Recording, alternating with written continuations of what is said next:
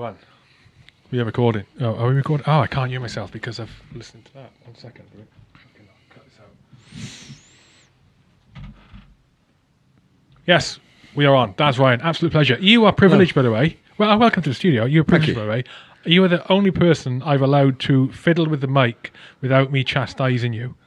And it's because of your your profession. Yeah, my history with mics. Yeah, history with mics, which is mate. really bad.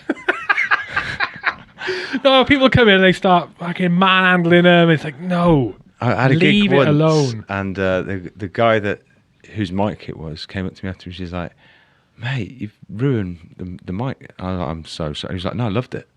It was really cool." Because I lost where I was a little bit and the emotion of the song While you were singing. What was the song? It was "Don't Leave Me Alone." You know, but when it sort of starts quite slow, Yeah. and it builds up, and it's got a bit where it goes nuts, and yeah, there were tears involved, and it was like there was stomping of the mic, and yeah, by the end of it, the mic wasn't in a good place. I don't know if the next band had to just hold their mic. I'm not too sure. You smashed it. I really ruined it. But he was like, "No, it's fine." It's good to have you here, mate. So Kate introduced me to you, and I saw you. First I saw you as a gig in the Punch Bowl in Warwick. Bring back the Punch Bowl. And that's a different story with the Punch Bowl. And then, mate, just quality. Now, you are a regular in my playlist on Spotify, regular. And we've been trying to line this up for ages. Yes. But our lives are hectic. I am shockingly bad at scheduling people in. Well, laziness walks in my family. So how does it? I wouldn't say you're lazy. I'm quite lazy. How did you get into it? How did you get when did you write your first song? So I probably wrote my first song when I was at school.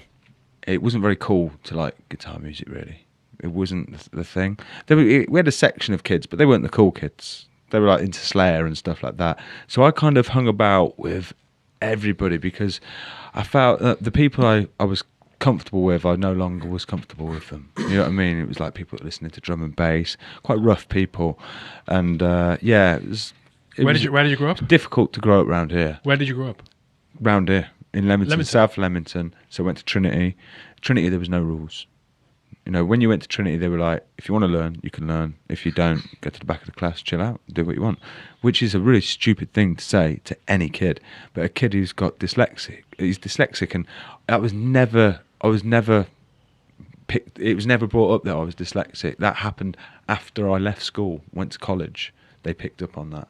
So I went for a whole of my school. They just thought I was thick, and I probably was to a certain degree, but also I had that learning difficulty that I needed to learn in a slightly different way. So going to Trinity for me was a really bad idea. Well, it wasn't really my idea, but my brother had gone there. You know, I think my parents had gone there before me, or my dad had. So it was just a natural progression to go there. A lot of my friends were going there as well, so I'd have been very upset not to have gone there, but there was no uniform. You called the teachers by the first names. I mean, we were... It's in secondary school. We were doing a lot of bad things at secondary school, which, you know, you wouldn't think goes on at a secondary school, but yeah, it was a bit of not a rough upbringing, but I mean, my mum died when I was quite young. So when I got to about sort of 13, 14, I rebelled against the drum and bass and all the rest of it, and I was like, you know what, I'm just going to start growing my hair. Listening to Alky Brooks, Tracy Chapman, a bit of Beatles, Led Zeppelin. You know, well, actually, I hadn't got into Led Zeppelin at that point. So I was starting to listen to my dad's music, really. That I was going to say, where did you find the music? Yeah. So when I left school, I turned 16 probably a few weeks after I left school. And then a few weeks after that, my dad it was the day before Princess Diana passed away. 97? Yeah, 97. He had a brain hemorrhage. So I was left in the house. Well, my brother was there for about 2 days until he was like, screw this, I'm off. And he went off with his girlfriend at the time, and they went to live at Fella Hill, as I was talking about earlier. So I went upstairs. My dad used to be a DJ. So I found all these like suitcases. I knew I had them. I pulled them all out. It was all old records. So I had his record collection that he had downstairs, but all of a sudden I had this extra record collection. So there was just a big... I had just all of a sudden I had a surge for it. You know what I mean? Where I really wanted to listen to music, and I just spent so much time listening to music. Why do you think you had that surge for it?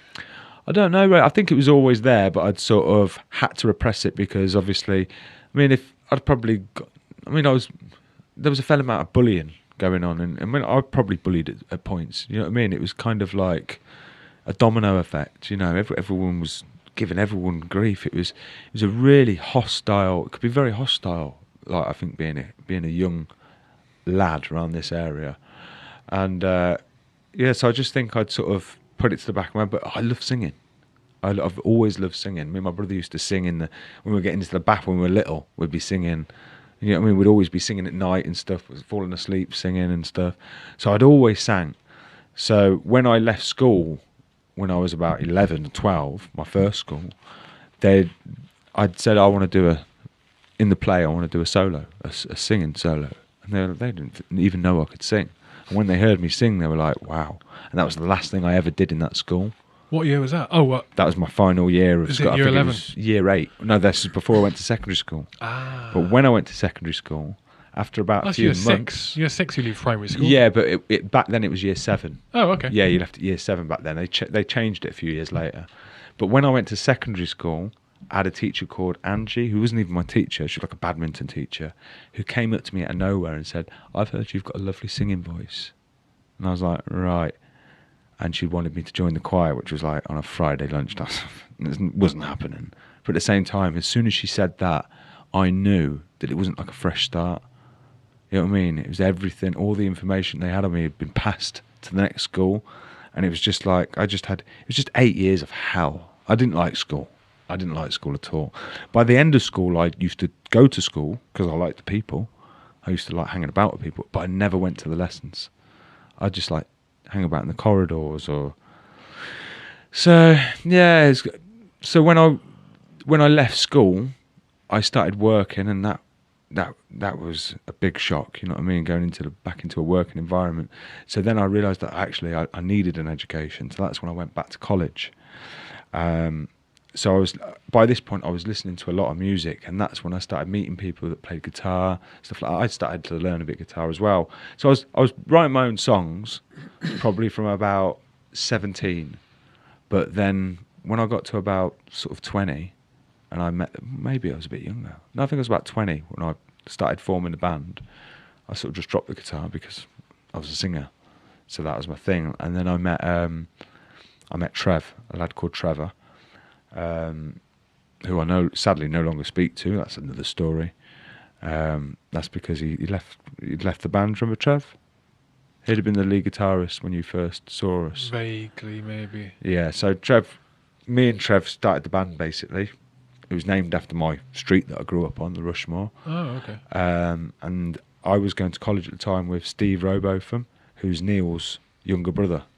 So Steve had said to me, "Look, my brother's a good guitarist. I think you and him would hit it off." He was right, we did. So then we had like a threesome. Not like that. And then I had a friend called Terran, who I got in on the bass. And then we were like, well, we kind of need a drummer here. And that's when we went, and I think we had a couple of drummers before James, like that didn't last long, you know. And then we got James. So we met James in a pub. He was 15 or 16, and he was like drinking pints of cider and hammering them down as well. And he decided to join us. You're like, that's drummer material. Yeah, he's a drummer. So we used to go to gigs, and they'd be like, he can't come in. And be like, well, you ain't got a band then. And he'd be like, he can come in then. I'm like, excellent. Oh, because he was too young for the pub. He was too young for the pubs. Oh, man, yeah. But he drank more than all of us. So, and then after about 4 years of that, James went off to uni. So then we had lots of other different drummers. A very funny story about a drummer. Go on. You want to hear it? Okay. So basically what happened is James has left, and we've had lots of different drummers over the years. Some of them have been a complete nightmare. But we had this drummer called Dean. And Dean, if Dean's listening, lovely guy. Salt of the earth, such a nice guy. And his second name was Bonham, which kept him in the band for about an extra 2 years, I think. But Dean would get very excited at gigs and play out of time sometimes. Only sometimes. I think it was more whether Trev had an issue. I don't know exactly what had gone on, but the band had become quite uncomfortable playing with him live because it was it like a bit of an experience, maybe, was it? Yeah, it just wasn't right for our band. He was like a real heavy, like rock drummer, and I'm sure he could have adapted, to be fair. But either way, we'd decided that we were going to replace Dean. And I was like, look, how are we going to tell Dean that? And basically Trevor said, look, if we just get rid of him and then we have drummers come in every week and eventually we're going to be here for another 6 months, before we get on the road again and can play. And this had kind of happened quite a lot. So I was like, yeah, I kind of get it. So what we should do is carry on rehearsing with Dean on the Tuesday, but then have another rehearsal and look for drummers to bring them in so we can overlap and then eventually let Dean go and bring someone in. So reluctantly, yeah, okay, let's do that. So it got to the night where we're going to try out this new drummer. And Trev had found him on the internet. And I was like, what's he like, Trev? And he's like, honestly, he's absolutely electric. He's like a jazz drummer, but he can do rock. He can do anything. He could do classical if you wanted. He's brilliant. I was like, right. What's he like as a... Wow. And he saw his like profile pic. He seems like a nice lad. Okay, excellent. So we stood outside, me, Terran and Trev, waiting for this lad to turn up. And a car starts coming down. Brand new. Mobility.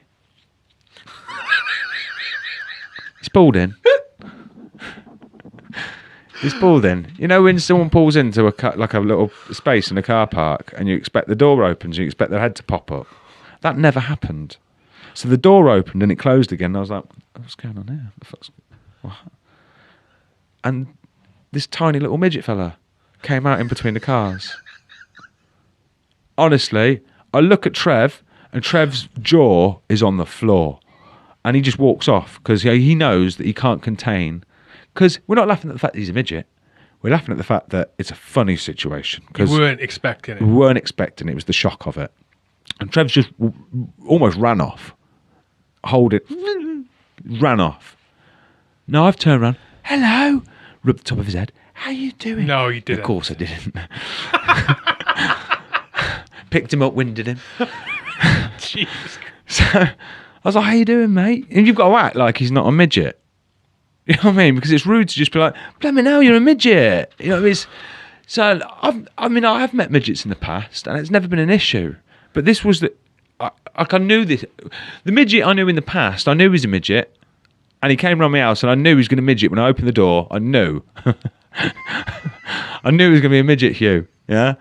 It's not like I opened the door and was like, there's no fucker there, and closed it again. You know what I mean? I opened it, looked down, it was a midget. I knew he was coming. This guy... This guy, it was a shock. It was unannounced.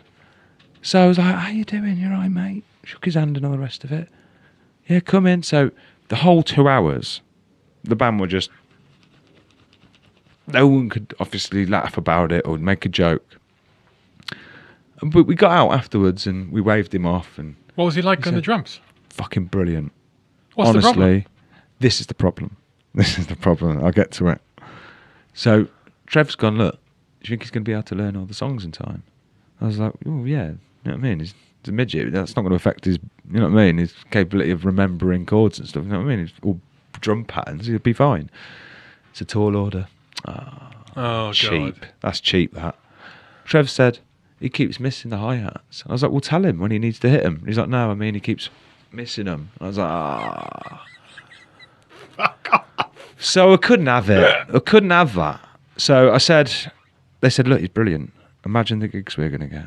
Look at Def Leppard, one-armed drummer. They're massive. I was like, they were massive before he lost his arm. Yeah? I want to be known as the band that have got an amazing guitarist, or the band that have got amazing songs, or the band that have got a great vocalist. I don't want to be known as the band that midget drummer. I just think it's like, although he might be brilliant, I don't want to get really big on the back of him being a midget. You don't tell me you chose not to have him in the band. Just because he's a midget. You are kidding me. Yeah. 100%. Oh my God. If I had a diversity inclusion policy for this podcast, I would be sacking myself. I know. For this conversation. I'm a bad person. Are you kidding? You're serious, aren't you? At the same Jesus Christ. At the same time, Hugh, a few months ago, someone mentioned it to me and I was talking about it and I was like, they were like, think about it. You could be sat in a fucking mansion now. Yeah? You could be sat in a mansion now.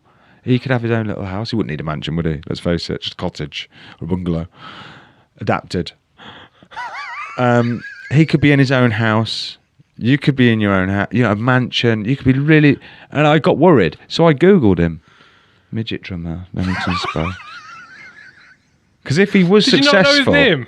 No, I've completely forgot it. If he had been successful, I'd have been angry. So luckily... He's completely failed in his life, and I haven't heard anything of him. You are a horrible person. But do you know what Trev said? Trev said it. He's like, that website's out of order. I was like, what are you on about? It's out of order. And he's like, they should do a full body profile picture. So what are you on about? And he's like, well, look, he had a profile pic, but it was just his head, and his head was normal. His head was normal. So I don't know if he was a dwarf or a midget. I don't know if that's politically correct. He was a small person with a big head. But yeah, Trevor said he shouldn't have just had a head pic. He should have been a full body pic. So that's that. So yeah, because he was a midget, we didn't have him in the band. And James came back from uni. So really, at the end of the day, that was a godsend, wasn't it? That James came back anyway. Not for... If James had come back, we'd have been on bloody tour with Thin Lizzy. You know what I mean? With the little fella at the back going for... You know what I mean? Jesus Christ. Going for gold. Oh my God. But yeah, I did feel guilty, but at the same time I was like, I don't want to be a big band or get to a certain level because of we've got a midget drummer. Would you make the same decision now? Yes. No. Maybe not actually, because I've got a daughter. Let's cash out.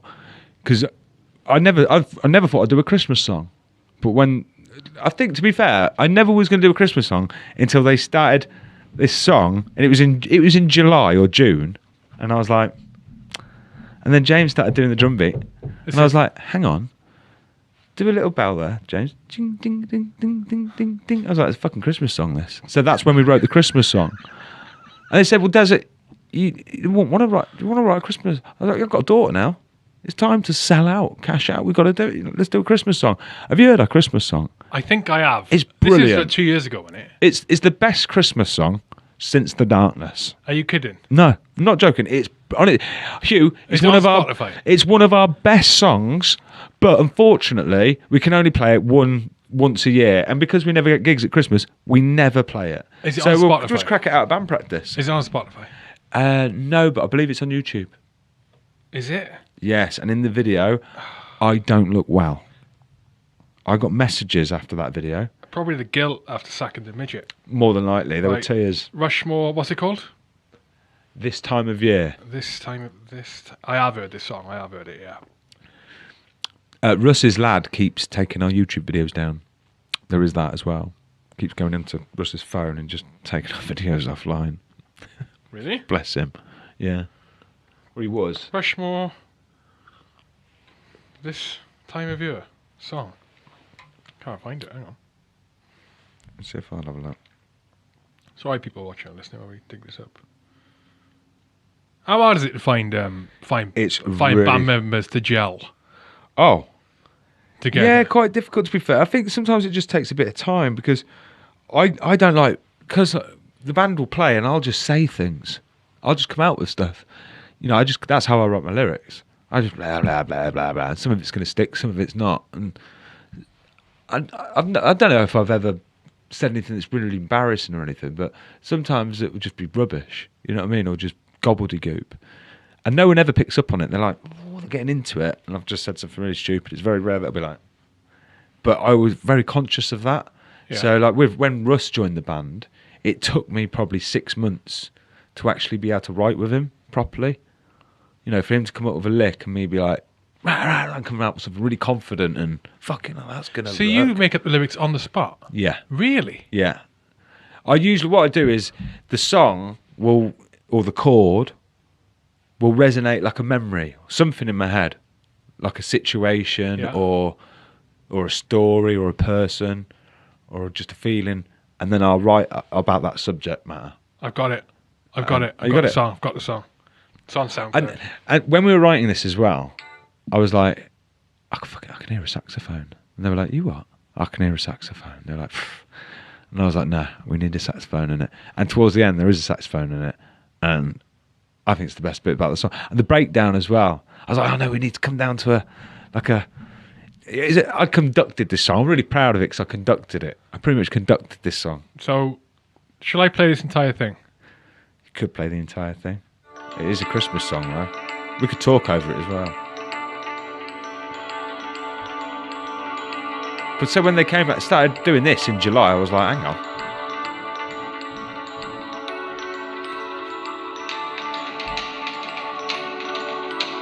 This time of year.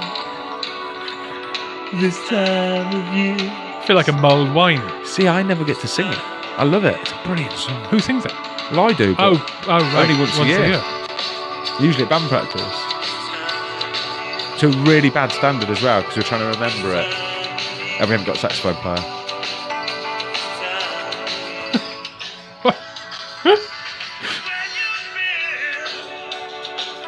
The last 12 months I missed you so. Kiss under the mistletoe. It's weird listening to a Christmas song in July, isn't it? Yeah. It's weird. And it's quite my brother listened to it, he's like, it's really angsty. It's not very Christmassy. I was like, it's a Rushmore song. I can't just be like, but the thing is, mate, if Rage Against the Machine, Killing in the Name Of can be a Christmas #1, anything can be. Yeah, anything can be. Yeah. And Die Hard's a Christmas movie, isn't it? Apparently. Well, set at Christmas time. A lot of people watch that Christmas Day, apparently. They used to show every Christmas. They used to show the 3 before all the rest of the Star Wars films came out. Christmas was the Star Wars film. Yeah, I used to love watching Star Wars. Boxing Day was always Return of the Jedi. Return of the Jedi, yeah. I mean, I always watch Passion of the Christ. I just like to have it on in the background, you know. The Passion of the Christ? Not really, no. To relax. Yeah, just on the background, some background noise. Christmas Day when the kids are around, everyone else, the family. Something nice, relaxing in the background. So going back to songwriting. So you do them on you basically, one of the ways you do it is you'll think up a lyric on the fly to match what's just been created in rehearsals, right? Yeah. Or in band practice, right? And then, but do you also write lyrics or music beforehand and then go to the band and say, yo? No, never. No. Wow. So I'll sometimes come up with lyrics, but I won't tell them about it. I'll just have lyrics saved. Like, oh, that's a good subject matter. I'll have that. And then when something matches it, I'm like, oh, that could be good for this. But usually it's just off the cuff. It'll be something that reminds me of something, and I'll come out with something. And then a lot of the time I'll have to go, oh, Ash, not that note. We need to go an octave higher, an octave lower. And he'll usually know what I'm on about. The band should get what I want usually, because I'll go and it won't fit what they're doing, and they'll adapt, and then second time round they go into it all of a sudden. I'm not very technical when it comes to, like, I don't read music. I don't know what notes are, or you know what I mean. You could play me a C and I'd be like, it's a G. I don't know. But when it comes to having a music, I think I've got a good musical ear. Like with that song, for instance, like the little breakdown and stuff like that. I knew it needed certain things, like straight away. And like, I knew it needed a saxophone. And towards the end, it gets that saxophone, and it makes the whole song. Who did you get to do the saxophone for you? Ash's missus. Ash is the bass player. Oh, the bass player, yeah. So his missus, Juliet, she came in. I kind of told her what I wanted, and she was like, yeah, okay, I kind of get it. And I think she tried to emulate it. But I was kind of, this is what I want, Juliet. And she was like, right, okay, fucking idiot. And then she went into the studio and she did her thing. And then when she came out, I'd already spoke to my producer, and he was like, I think I know what you're on about. I think he could hear it as well. So he chopped and changed it, and it sounds beautiful. It's just what I wanted. So yeah. But yeah, when she came out, this is what I want. She was like, what are you on about? So, yeah. But she did a great job. But it'd be nice to get her to come and do it live. But as I say, who wants to come and play on Christmas Day?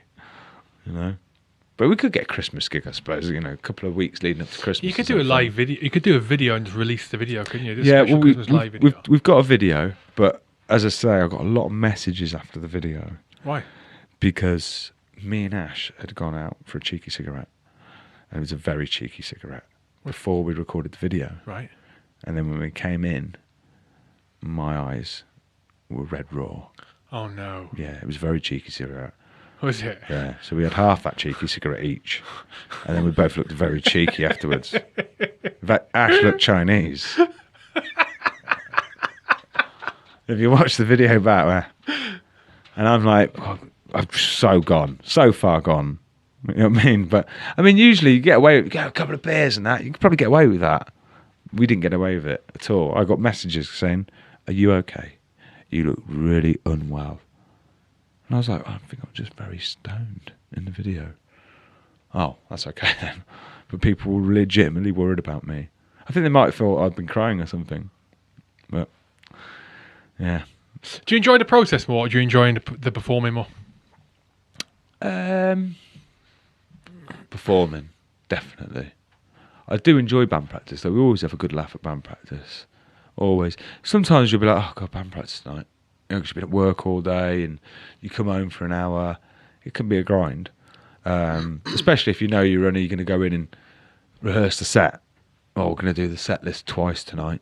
2 45-minute slot set, two lots of songs. Because we're not going to creating anything. We're not going to write anything. Sometimes you'll go to practice really up for it, and the spark's not quite there for everyone. You know, sometimes you'll go, oh, I can't be, you'll turn, and everyone's on fire, and it gives you your fire. You know what I mean? So it's just, you know, swings and roundabouts. But majority of the time, I look forward to it. How'd you get in the zone for a gig then?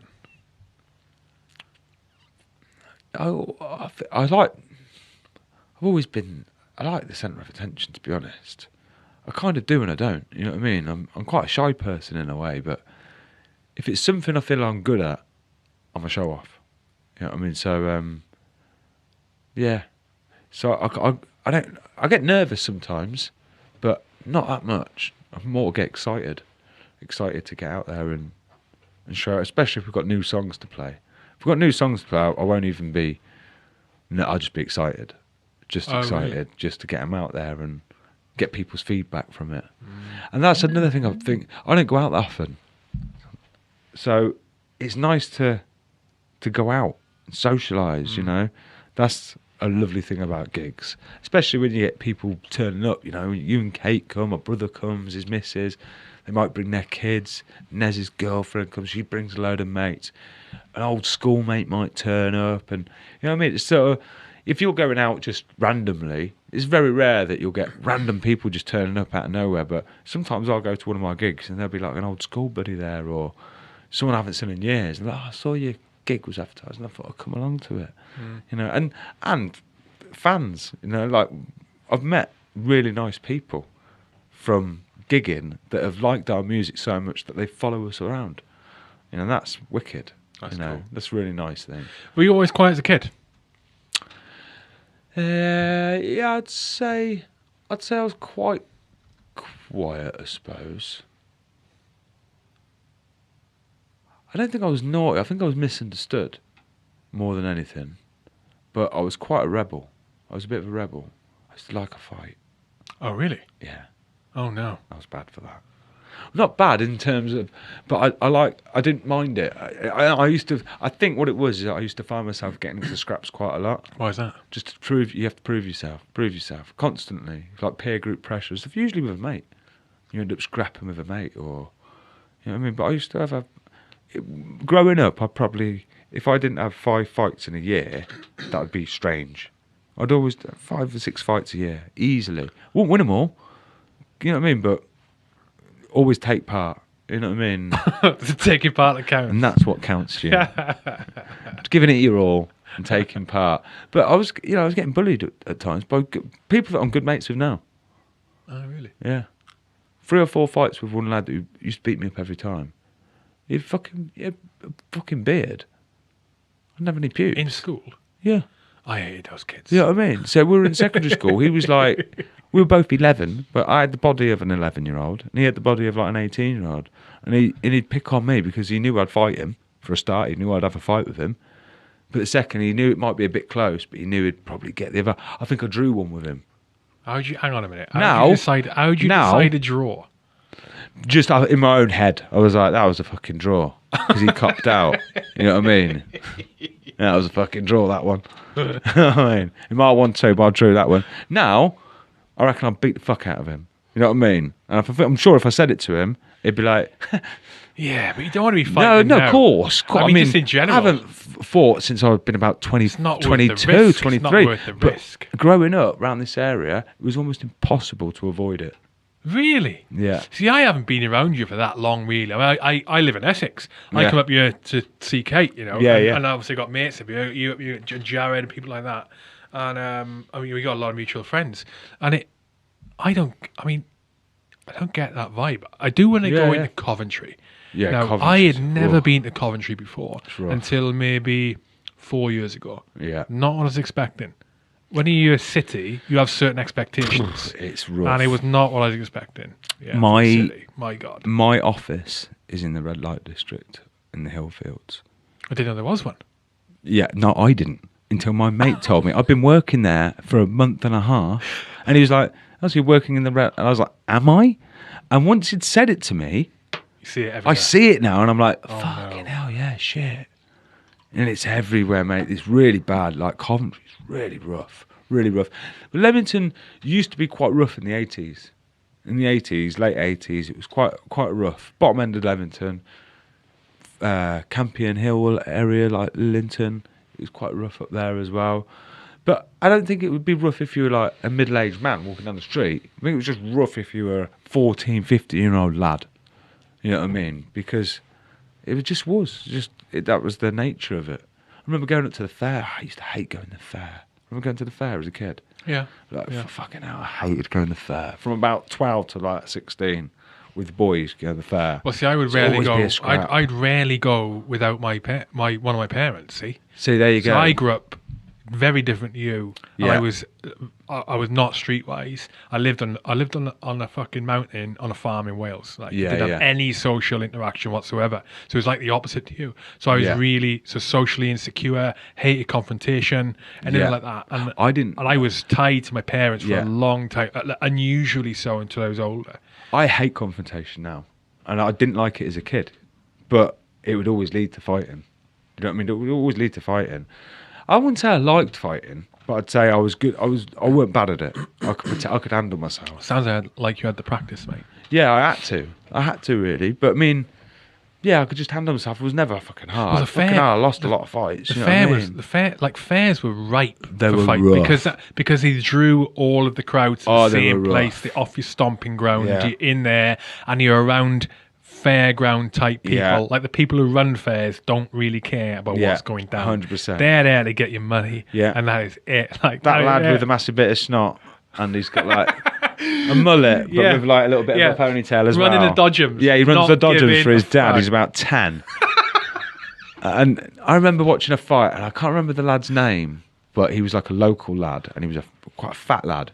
And they were like, I think his name was Gordon, and they were like, he's never lost a fight, this guy. And I was like, oh, okay. At the fair? He's never lost a fight. No, he was like a local lad. And he had a fight with, I don't know if he was having a fight with another local lad or a fair lad, but this fight was brutal. And it just went on and on and on. And he lost.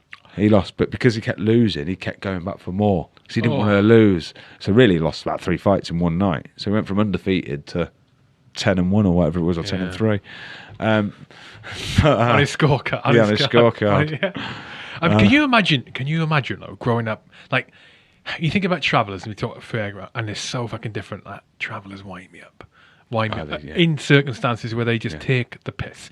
Like where I was, where I live, it was about, it's not long ago, we're talking about maybe a month ago, and it was about 12:30 at night, and I get my head down early, right? About 12 at night, and I'm listening, like, and you're like kids running up and down the main road outside, right? I'm like, what? And and I could hear some music, and it sounded like it was a party going up the street. I thought, what? That's weird around here. And why would they be letting the kids run up and down the street? And I looked up, put up the blinds, made sure the light was off so it wasn't big.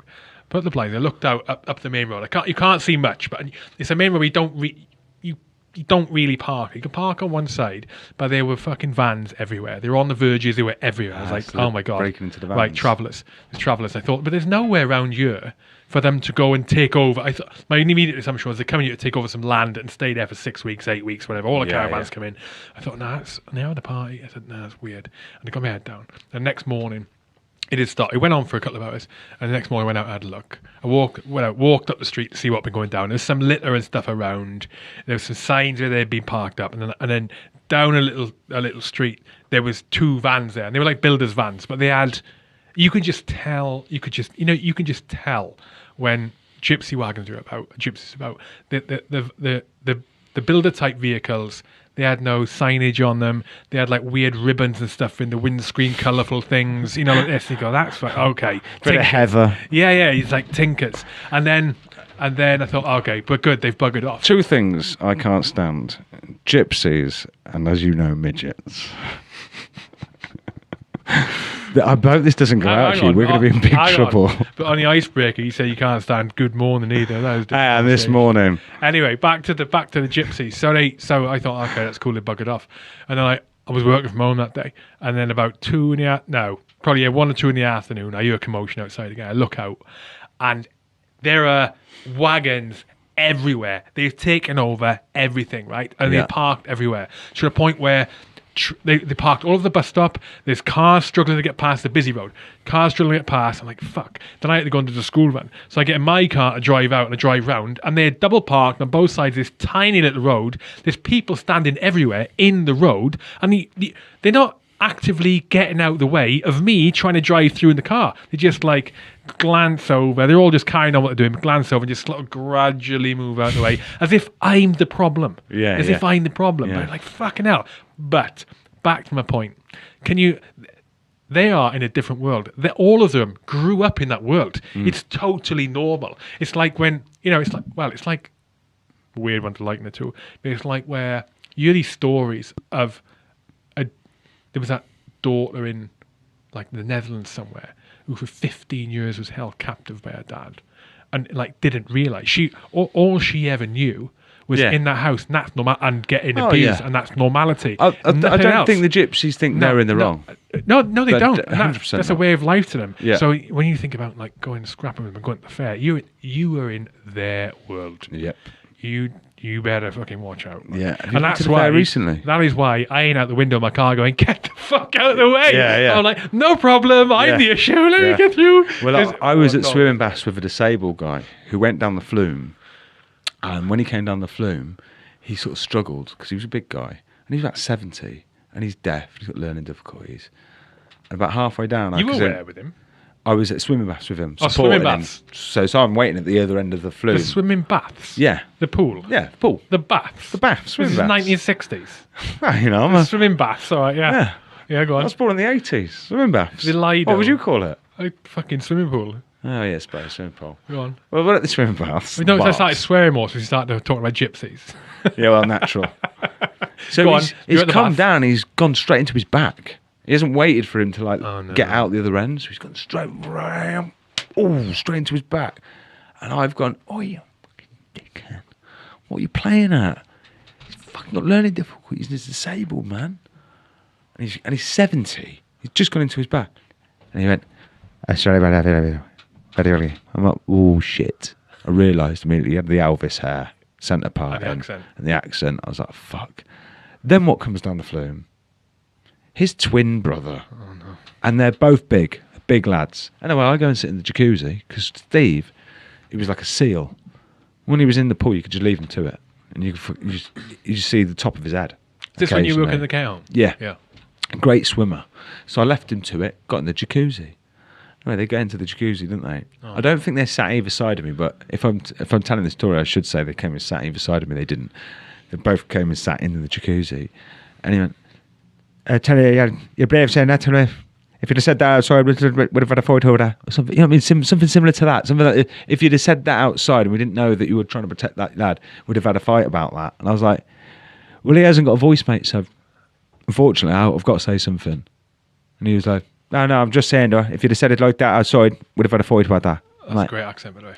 I was like, yeah.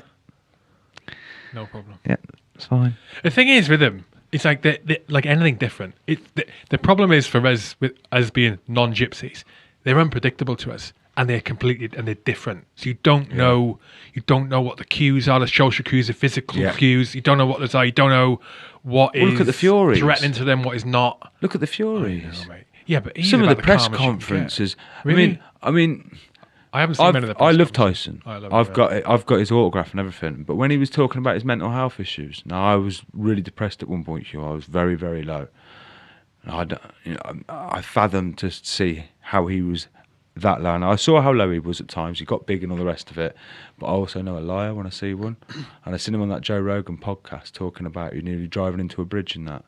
And I called bullshit on it from the start. Really? I didn't. Yeah. Really? Yeah.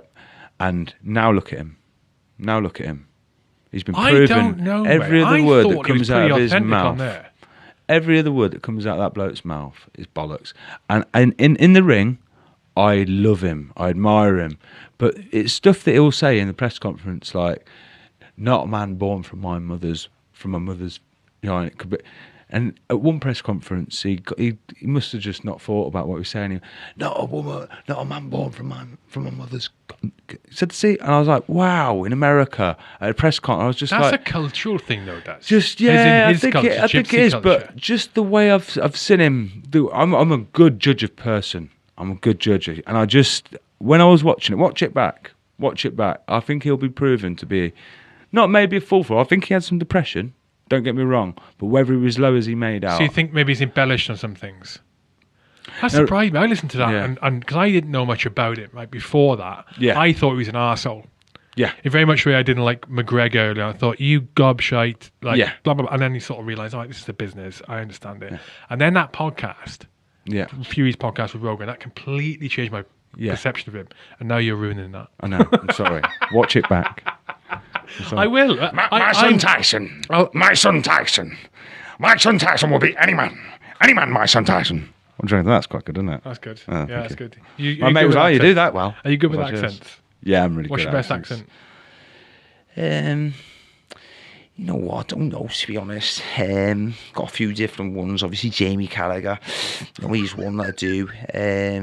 I'm actually practicing Gary Neville at the minute, but the only thing I've got for Gary Neville at the minute is it's Manchester United. That's all I've got. It's Manchester United, and that's it. Roy Keane, go into him, put a tackle in. You know, do your job. At least do your job. Take a penknife out, hide it in your sock, slit his throat, do something. You know what I mean, Roy Keane? Oh, I've got a few of them. I mean, I used to do Alan Hansen. Alan Hansen back in the day. Well, obviously, once you retired, then that impression was in the bin. But I honestly believe that other than Alan Hansen, I can do Alan Hansen better than any other person. But I used to, a lot of accents. I mean, I can pull accents just out of thin air. Like, I can't remember who I did the other day, and I was like, oh, I'm good at that. I didn't even realise I could do it. You know what I mean? It was someone famous. I was like, I was good at that. I should remember that. I'll forget about it. But a lot of accents. I rang my brother up once, and I said, hi, is Sean there, please? And he was like, yeah, speaking. And I could tell he was pissed off. He was in the mood already. I said, oh, hi, Sean, how you doing? I'm just calling from, I made up some name, some insurance company. Just calling because I've heard you've had an accident in the last 2 to 3 years. He's like, I don't even fucking drive, mate. Okay, Sean, well, what about on your bike or something like that? Have you had an accident out on the street, maybe? And he's like, mate, what the fuck are you on about? I don't even drive. Fuck off. Just put the phone down. So I rang him back up. Hey, Sean, how you doing, mate? It's me again. He's like, I ain't your fucking mate. He's like, why are you ringing this house again? I was like, Sean, calm down.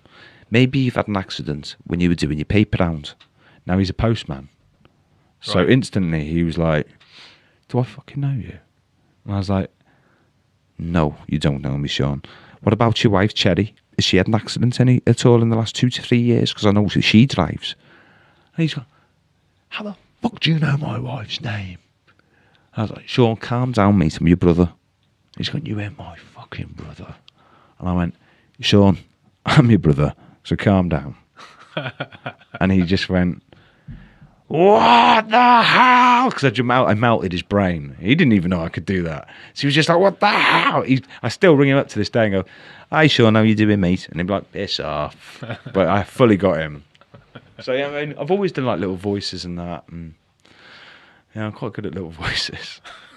Things to pass the time, mate. Things to pass the time. This is it, mate. Things to pass the time. What were we talking about before that? Gypsies. Bloody gypsies and midgets. Tyson Fury, yeah. Yeah, Tyson Fury. I love Tyson. And I just think if he reins it in a little bit, he's a really good bloke. He is a good bloke. I can see he's a good bloke. But I just think he's embellished it a little bit at times for his own gain. Where did you meet him to get his autograph then? My friend from Liverpool, Chris Ramos. Shout out to Chris. He got it me for my birthday, I believe, a few years back. Oh, he bought you the autograph? He bought me a picture with his autograph. Oh, nice. Yeah. So I love Tyson. I love him, but I just think, be honest, because I don't think he was being 100% honest when he was doing that. When you've tapped into a song and you're writing your lyrics, are your songs based on personal experience or feelings, things like that, or are they off the cuff? Always. Like, are the songs authentic? Yeah, always. I'll never write a song unless it means something. Otherwise, you might as well stick it in the bin. There's no point. You know what I mean? It's got to mean something. Not something to everyone. It might just mean something to me. It might be gobbledygook to everyone else. You can take what you want from it, you know. If you think a song's about something... I've had people say, oh, this song's about... I'm like, it's not about that. But to them, it could be about that. I don't, whatever. But I've always wrote about something. I've got a lot to write about, to be honest. I've had a lot of heartache and a lot of, trials and tribulations. And my mum died when I was 8. My dad had a brain hemorrhage when I was 16. What, he died from hemorrhage? No, he survived, luckily. My dad died June... No, not June, March, sorry, of last year. Oh, right. Jesus Christ, sorry, mate. So, yeah, I've been through it quite a bit, you know what I mean? So, right from an early age, I had like a real, losing your mum. It's crazy. You can't fathom it. I still can't fathom it. It's madness. Do you think that has played a big part in your creativity? It's affected and how creative you are, I mean. Maybe, yeah, maybe. But it's affected every moment of my life, really. You know what I mean? It's huge. Well, how did you have to, when your mum died, how did you have to pivot? How did you have to change? Because I think you mentioned something about it earlier, didn't you? When she died. Well, when she died, my dad liked to drink. I'd probably say my dad was a working alcoholic. Like, he liked to drink. You never saw my dad drunk. I probably saw my dad drunk twice in my whole life. And probably towards the end, maybe a few more times. When he was in a wheelchair sort of thing, he couldn't handle his booze as well, but you could still knock it back. But, occasionally I'd see him wobbly. But in terms of when he was able-bodied, I seen him drunk probably once. And he was probably putting on, he was more drunk than he was, you know what I mean? Because I don't know how drunk he was, but my dad could sink 16 pints and be sober at the end of the night. But so my mum passed away at 8, and then I was already I was allowed to sort of go to the park, but I'd have to come back and check in, sort of thing. So that carried on till I was probably about 10, something like that, 9 or 10. And then after that, it was kind of like summer holidays, evenings, free roam. I used to come in about 8:30, but then when I got to secondary school, I could pretty much come back whenever I wanted. After sort of year 8, after about year 8, I could come back whatever time I wanted, really. And I used to come back and smoke in my house and stuff, you know what I mean?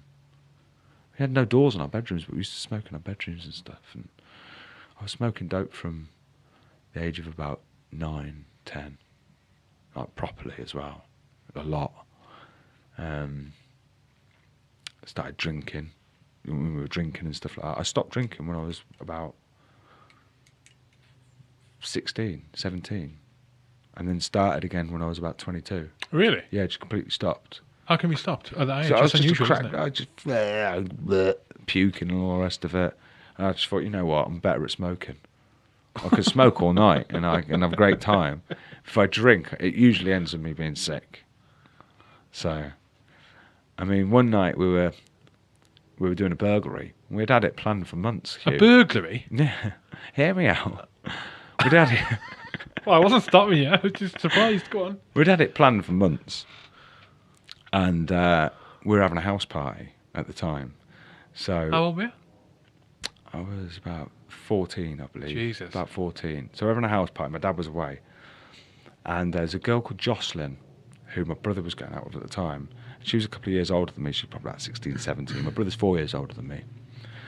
And she had a whole bottle of vodka.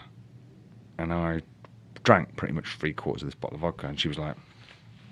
feeding you. Just feeding it me. See how pissed she could get me, I think.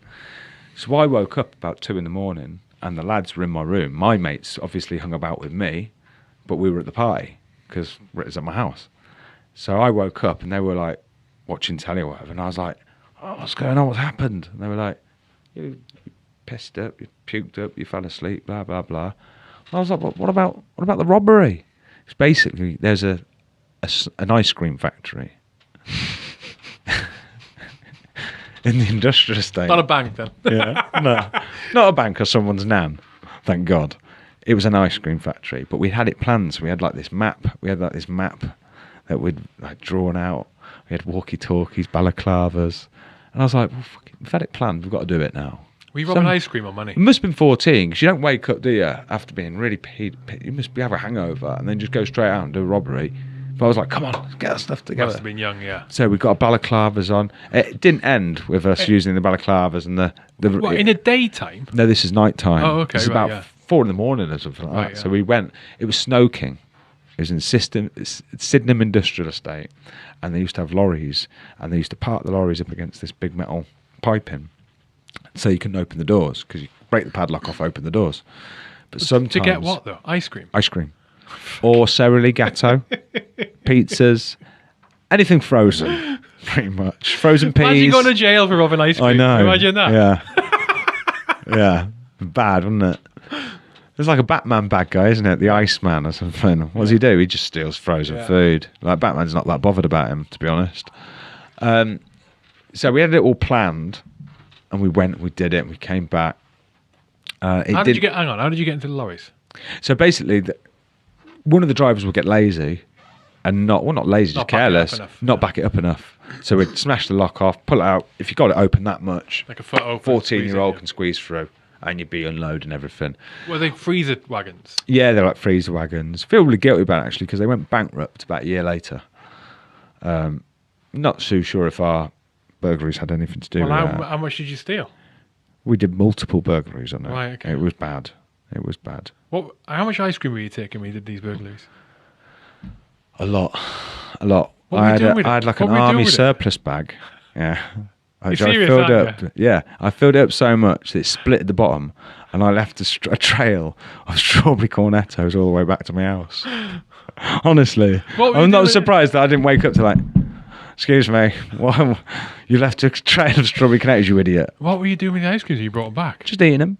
Oh my God. Sticking them in the freezer. My dad came back from this holiday. The window was smashed. The cat had took a shit on the carpet that no one had cleaned up for 4 days, and it was like solid by this point. And the freezer and the fridge were full of frozen goods. He was just like, what the fuck's going on? Oh my God. Like, literally, what's going on? That pricks. Is classic, like teenage, not giving a fuck about the consequences for the smallest win. Yeah, the smallest gain. The smallest gain. Yeah. Gatto. And I remember as well, we didn't have enough room in my freezer. And a lad called Carl Walton, shout out to Carl if he's listening. A lad called Carl Walton said, well, my mum loves a Ceroli Gatto, so let's whip them up to my mum's house. She lived in like near Queensway area.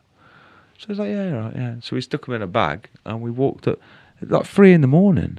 It's like if the police had gone past us and stopped us. We're just caught for everything we've done, just because we decided to let's just walk with these Ceroli Gattos up to what are we doing? And for a start, he took all of them. We had 8 Ceroli Gattos, and we got back and I was like, he's took all of them, all 8. She ain't going to eat 8, is she? Maybe she did. I was livid. Was it Slero? Remember Soleros? Yeah, They'd just come delicious. out. Yeah, but they were delicious. Not anymore. Not when you've had 82 of them in a sitting. So you remember? Did you basically become emboldened and get a bit grow a pair of balls, kind of thing? Yeah, basically. Because you had to. Yeah, because I had to. Yeah. Because of the lack of. Yeah, my dad provided for me and Sean amazingly, like food. Always had a house full of food. Always Christmas, birthdays. I was the first one in my class to have a Nintendo Game Boy. First person. Like, I wanted a Nintendo. That's what I got for my birthday. You know what I mean? Like, no one had one. I had to go a whole year with my Nintendo boyfriend, my Nintendo Game Boy, before anybody actually got one. You know what I mean? So you'd be passing it around the class, Tetris and stuff like that, and never wanted for anything in terms of that. He always provided in terms of that. He was really good like that. And we never went without. But in terms of, like, my dad, as soon as I'll never marry again. He never had a girlfriend. Oh, really? No, I'll never marry again. He was, 40? He must have been 46 when my mum passed away. No, younger. 38. My mum was 36. Wow. Yeah. So he never married again. He must have really loved her. He really loved her. I don't. That's like some. I mean, there's two trains of thought that some people are like, yeah, she would probably want me to find love again, but at the same time, think they wouldn't want to betray. Yeah. Interesting. Madness, mate. And you see it in him, how much he loved her. You've seen it in him. It was incredibly lonely, though. Yeah. He died of a heart attack in the end, but was it a broken heart? You know what I mean? Because as soon as she was gone, I think he tried to sort of, without sort of saying it outright, I think he was drinking himself to death, really. Really? Without realising what he was doing. Because he's just heartbroken. But I tell you what, he did a really good job. He brought me and Sean up really well. I mean, we might not have had the best upbringing. I mean, I was fucking here, there and everywhere. But I've left school with nothing. But when anyone meets me, they always say, fucking, he's nice, polite lad. Oh, he's a good lad. You know what I mean? No one ever questions like the way I am, my personality. They're always like, oh, he's a good chap. He's got good manners. He's kind-hearted. So the things that were important were sewn into me at such a young age. I mean, I only had my mum for 8 years, but she really, that 8 years, she put a lot into me. There's people underplay how important. People think manners is such a bullshit thing. I think a lot of people do these days. It's like it's an archaic thing, but there's such a. I don't know. It's kind of like what first impressions count in terms of what your assumption of someone is. And a recent example of this, one of my daughters brought a friend round, and she seemed pleasant enough for me talking, and you could tell by the way she was talking, like maybe not from an affluent family. Yeah, and that's about the only judgment I made at that point. You just think you make assumptions about people based on because you pick up, so we were having dinner, and one of the things she did, which is I find really rare at the moment around because I've got young kids, like you got young kids, and so you see how other people's children are, and one of the things, long story short, at the end of dinner, she came round, took her plate out, she came around and got my plate for me and took it out for me as well. Now, some people are thinking, that's Billy Basics. You clear other people's plates if you're going to do that. Now, where I am and my kids are, it's not really like that. You don't really get kids do that. That to me, that was going above and beyond. I thought, fucking hell. It surprised me. I thought, Jesus Christ, she didn't just take her plate out, which in itself is kind of a rarity sometimes, with depending on my kids are bringing around. But she came and got mine. I was I could have brought to her. I thought, that fucking hell, man. Yeah. It's even, and it goes back to the importance of manners. It's like such a simple thing and such a big indication of the kind of parenting and that she has got. That person doesn't matter how impoverished they may or may not be, doesn't matter what environment they're from, there are certain principles that something like that indicate. Manners is just one example. And in manners is doing something like that. Your P's and Q's, your please and thank you. Yeah. Recognising that someone else has done something to help you and acknowledging that. Yeah. That kind of stuff, for some reason, I feel is getting forgotten. I don't understand why, especially in like the working class. Yeah. Which is my background. It's like, yesterday I was in, the day before I was in a greasy spoon. And when I finished my cup of tea and my breakfast, I took it up to the counter. Put it on the thing. And they're like, oh, thanks, love, cheers. You can tell they get a lot of people that do that. But I bet they get a lot of people that just leave it on the table. Well, the old school will do it. Because it's a nice thing to do. Yeah, it's a nice thing to do. It makes you feel good about yourself. Cheers for that, girls. Do you know what I think it's from? I think that kind of stuff is from. It's not.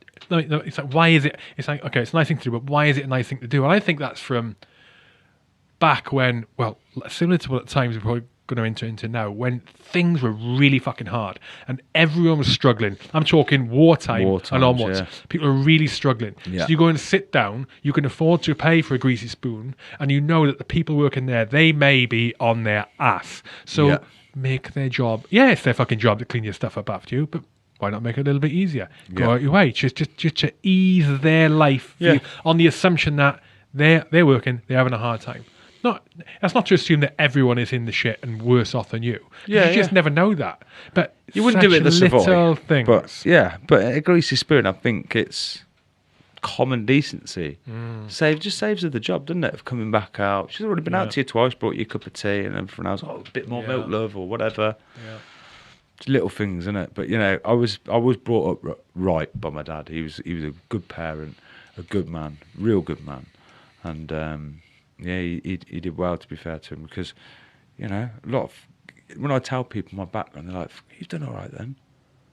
You should be fucking... You know what I mean? Like, in jail for ice cream robbery. Yeah, in jail.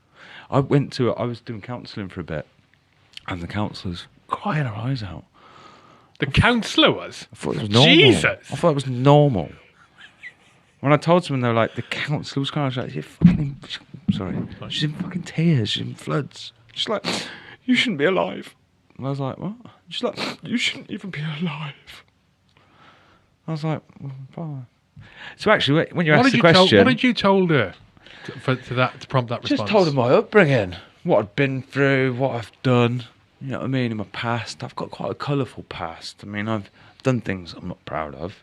I've done things that I am proud of. But, I've done,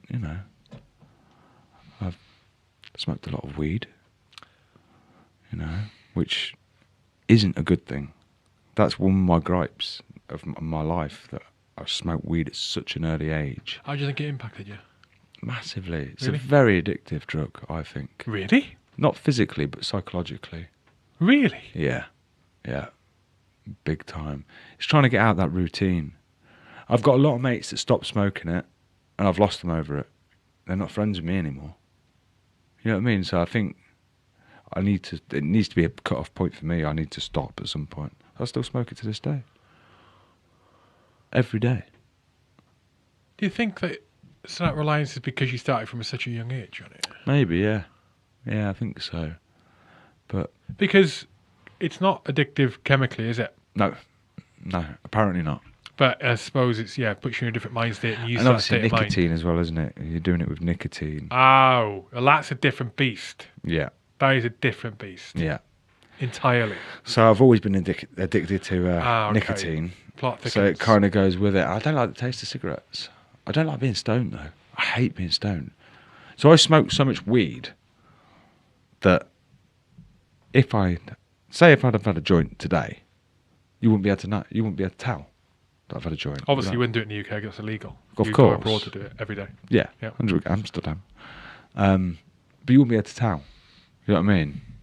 Where, say, if someone else smoked, you'd blimey now, they'd be off their head. Because I smoked so much that I build up that tolerance to it. So it just doesn't it hardly affects me. Have you ever taken a break? Have you ever taken a break from it? Yeah, sometimes when I go on holiday. But I've been on holiday a few times and been like, right, no, I'm not going to do it because I'm in Egypt. I don't want to get my hands chopped off. Does your resilience drop off pretty quick? I don't even think about it. No, I mean, but when you come back and you smoke it again. Yes. Yeah, I come back. I've heard. The night I come back, the resilience drops off pretty quick. Yeah. I'm ill. And then I have to smoke and smoke and smoke until I'm ill, pretty much. And you're ill the first time you smoke it when you come back? Well, what happens is I'll come back and be like, oh, that's lovely, that. And then I want another one because it's so tasty. But I don't realise how stoned I am. And then another one, and then another one. And then it gets to about 2 a.m. and I'm like, oh. So I'm trying to catch up on the week that I'm, you know what I mean? I'm an idiot. I'm an idiot. You know what I mean? I know what I'm doing. So that's happened a few times where I've got... And then the next day, I'll wake up, smoke, I'm fine. Thank God, I don't feel stoned. I hate feeling stoned.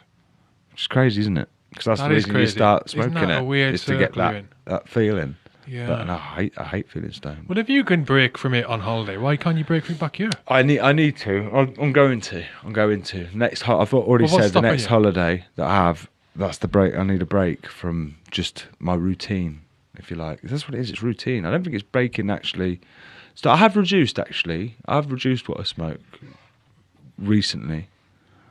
But there was a point when I was, during lockdown, it was really bad. Oh, it fucked a lot of people up, didn't it? It did. I think with lockdown, people either went...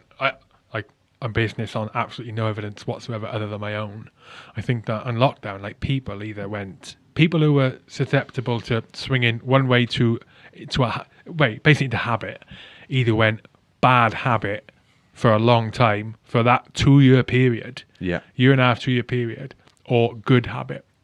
Like for that year and a half, 2-year period. Yeah, like some people were able to just stay in the middle, but others either went good habit or bad habit. But they went the extreme of each. Messed a lot of people up. Messed a lot of people up. And something that's I've noticed with the job I do, is a lot of cocaine at the moment. A lot of cocaine. Really?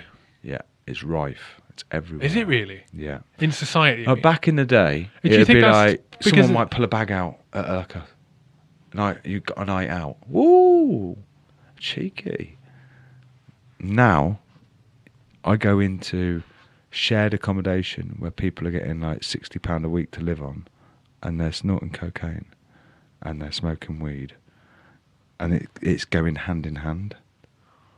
And it never used to. I've never understood how people can afford it, mate. Unless you're a fucking millionaire. It's very, very cheap now. No way. It's not, is it? Yeah. It's really cheap now. Is it? It's not incredibly cheap. Like, it's still expensive. You don't get much for your money. But in terms of what it was before, and it's also really bad now. Like, I don't know what it is. Cut with loads of shit. Yeah, I don't know what it is. But you think there's more of it because of the work you do, that you're mixing more with that part of society is more susceptible to it? Yeah, I think so. But at the same time, even in my life, prior to starting this job in my life, I was getting that sort of notion. You know what I mean? It was about more. I could see it more regularly. In people that wouldn't expect it as well sometimes. And then when I started this job, I was like, wow, okay, it's really rife. And as I say, and it's really bad as well. It's like really poor quality cocaine. It's not like Colombian cocaine. I think if these people that were on this coke had some Colombian cocaine, they'd probably have a blooming heart attack. Because I don't know what it is they're putting up their nose. I've been party to it, you know what I mean? That's why I know it's bad. But that's something that I think needs looking at, addressing, because I think it's getting worse and worse in this country. So good. What's next for the band? You just released the latest singles, Hopes and Sins. Hashtag like a lot. I think it. Well done. What do you reckon to the recording? The recording's all right. I thought it was fine. Yeah. Okay. I mean, you're asking the wrong person. I'm deaf, mate. So like, everything sounds great to me. Yeah. I can't pick up if there's anything. Like, I mean, when I set up the studio, the audio and that, and I recorded the first couple of... No, actually, first podcast I recorded in here. And then went home and played it the missus. I said, this sounds all right, doesn't it? She's like, what's that beeping? I said, what fucking... I've got permanent tinnitus.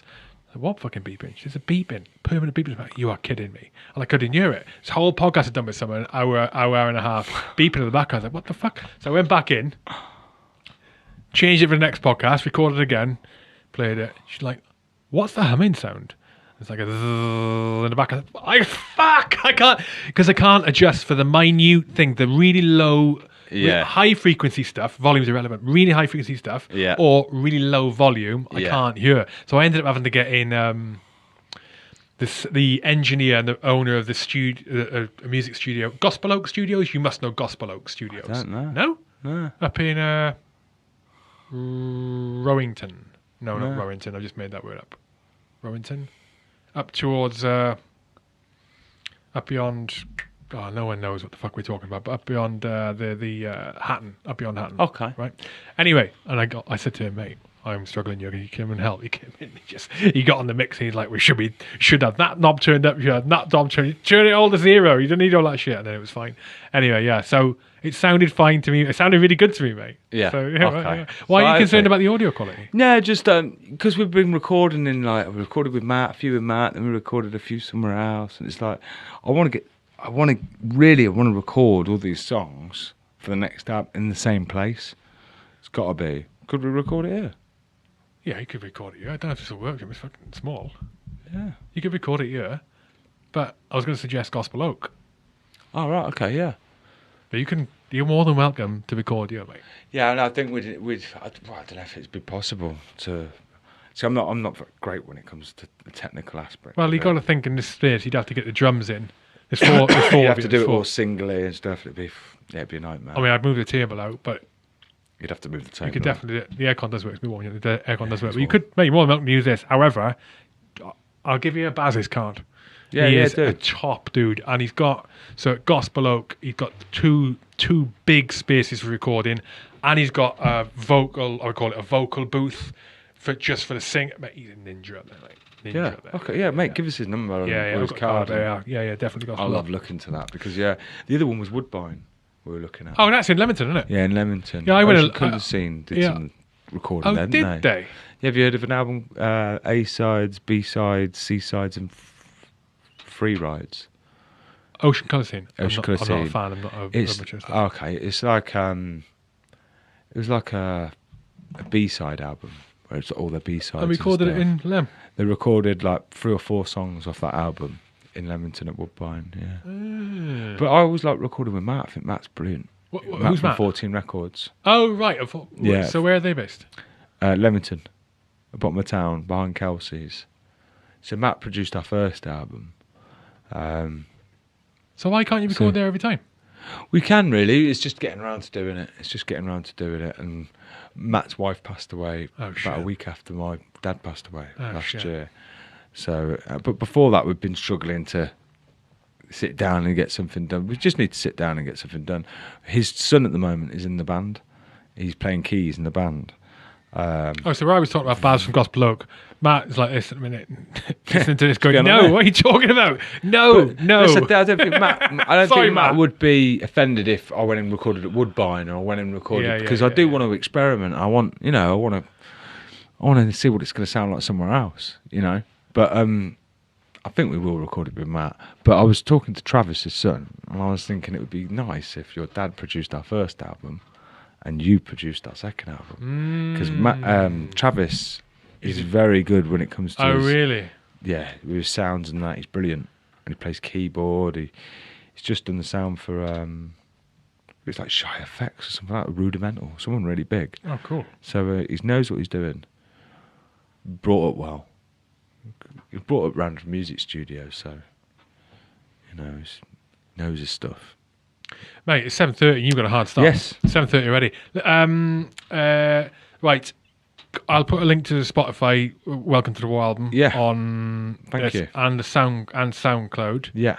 I'll put a link to the latest single. Send me a link to this as well so I'll send you a link to this, yeah. I'll share it all and about. people can, I'd like to send you, mate, like good fucking music. And thank you. You as your latest single out, you've got more songs to release when you get recorded. More songs coming. Get them out. I know, yeah. Tell the boys. Get together, get it fucking done. Hugh wants the songs. Kate wants the songs. Okay, Come on. I'll get them out. Jesus Christ, man. The people want the music. The thing is, it's like the situation I spoke about earlier with the record studio, with all that. You know what I mean? Yeah. So I think that's took a toll. I think if that had been more smooth, I think we'd have been on the second album. We'd have been, you know what I mean? But that kind of... Well, get the second album recorded. That gives you motivation to sort that admin shit out. Yeah, it does, actually. Get the fucking music done and go, we're going to square this away. Yeah, we need to. I think we've got about 12 songs. When's your next gig? Ooh, our next gig. We just had one in Rugby, the Amplified. Yeah. Where's our next one? Not too sure, I think it's at the O2. Have a quick look. I'll have a quick look, yeah. What, in Birmingham? Yeah, I believe so. You'd think people that Daz would have come pre-armed with this information. You'd have thought so. Obviously not. If Nez listened to this, he'd be livid. Oh. Let's have a look. Oh, you're on your own website to have a look? Yeah. Go on my own website to have a look. Dates. Okay. I don't think the dates on that are great. Latest news. Not on there. Right. No. You need to find out, and I will add it to the footer. Yeah, I'll find out for you, mate. And then we'll add it retrospectively. Yeah. Oh, hang on. Let me see. I think there's a little menu at the top. There's a little menu in the corner. Oh, Jesus. So I'm not very technical. Here we go. Gallery, media, contact, gigs. There's a gig section. Very impressive, actually. Who would have thought? This website. I think it's having trouble loading it. It's kind of... All right, we'll have to add it later. We'll add it later, but... We'll have to add it after. Yeah. Anyway, it has been an absolute pleasure. It's been a pleasure, mate. Glad we got it sorted. Yes. Yeah, thanks for having me, Hugh. Looking forward to next gig, next songs, and... yeah. Catch you later, dude. Yeah, exactly, mate. Yeah, make sure you get there. Stop smoking. I know, I will.